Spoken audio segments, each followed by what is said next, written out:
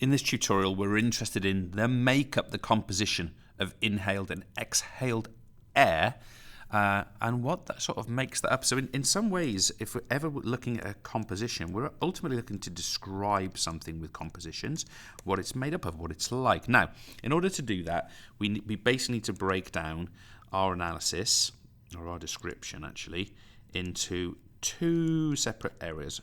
We're looking at the air when we breathe it in, so breathed in, inhaled, of course, over here. And we're interested in what is the air made up of when we breathe it out. Okay, and I just want you to sort of think in your own mind what your intuition towards this exhaled and inhaled, breathed in air are, and what you think makes it up. Because, of course, we know air is a mixture of gases. I'm sure you guys have covered this concept before. Now, what I'm going to do is I'm immediately going to make a circle. I'm going to make it a bit smaller than that. I'm going to make a circle here. I'm going to make this circle one here. Let me just make it in white. So here's one circle. So nice and complete. And let me just make exactly the same circle over here. And what I'm going to do here, guys, is I'm going to make two pie charts. All right, so let's do that. Okay, so let's get rid of this little fella here. Now, the first thing I kind of want to do, and I'll bring my ruler tool in here, will help us. Okay, what I want to do here is I want to show you the big component of air when we breathe it in. What's the biggest bit? I'm trying to get this to the top of the... let's go from there to there. So if we take our inhaled air, our breathed in air, so let me just draw this line down here. That the middle, do you reckon? Something like that? I mean, I'm just sketching, guys, right? You can figure it out and you'll make it perfect. But the point I want to make is, if I just bring that to there, that's where that's meant to be. If I just bring this to here, something like that, I've now drawn in, let me make sure I complete these because I'm going to do a little bit of filling.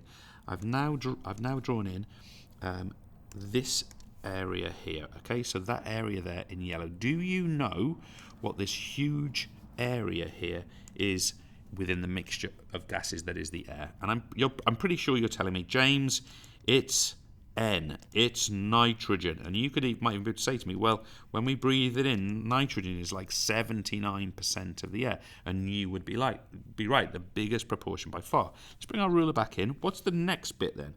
Well, the next bit takes us all the way up to something like here. And I'm going to draw it in again with my white line. I'm just sketching, so if I don't get any of this sort of perfect, do forgive me, but you get the idea. We've got this sort of area here, and I want to fill that in, and I'm going to make that some kind of, let's make that a bit red. There we go. There we go. What about that area? What do you think? What are your feelings? And I'm going to say to you, well, this area here is oxygen. I'm just going to refer to it as molecular oxygen, O2. Now, I'm going to tell you that it's about 20%. You will see 21% in some cases, which of course leaves over about 1% of all air. And the point we're going to make is that this little slither here,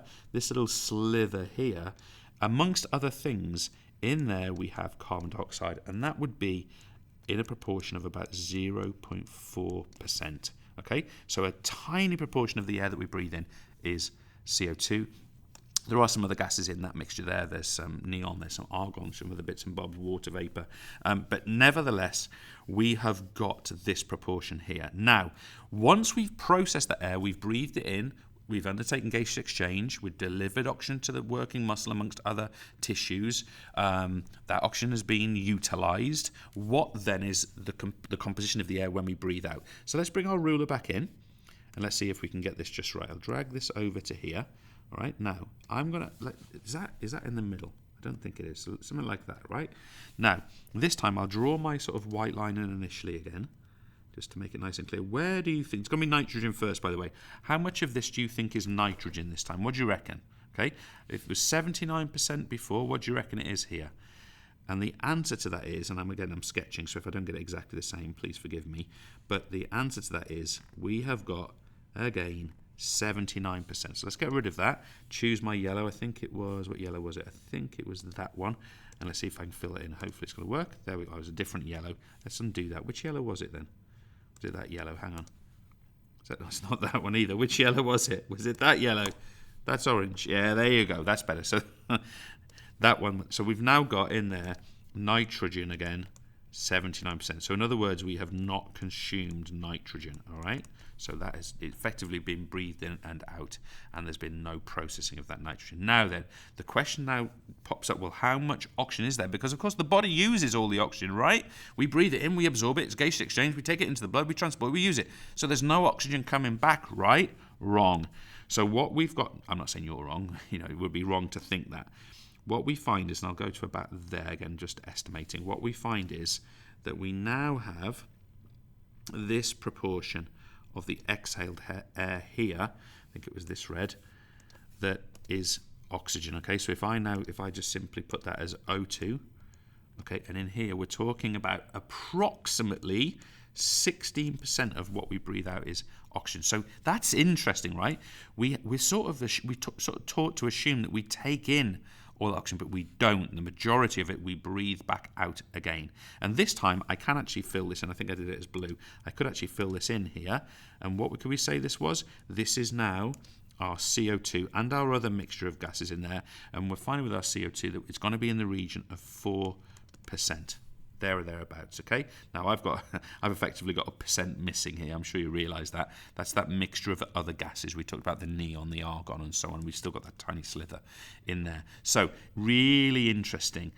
First thing to realise is that we do not take on board all the oxygen. What that means in practical terms for us as sports scientists, as PE students, what that means for us practically is that if we can somehow get more of that absorbed, that would be really impacting for aerobic respiration and aerobic performances, even doing higher intensity work aerobically rather than anaerobically. So that's a thing for you to take out of this. But that is our composition of inhaled and exhaled air.